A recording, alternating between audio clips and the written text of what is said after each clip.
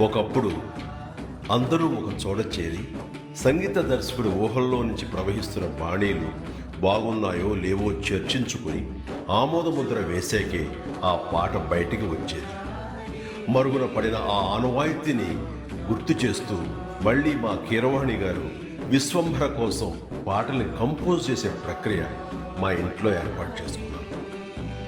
అది జరుగుతున్న సందర్భంలో మాకు పాత రోజులు గుర్తుకొచ్చాయి.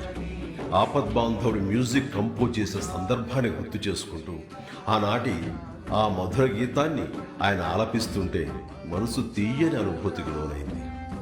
దాన్ని మీతో ఇలా పంచుకోవాలని మీ ముందుంచుతున్నాను. Please enjoy.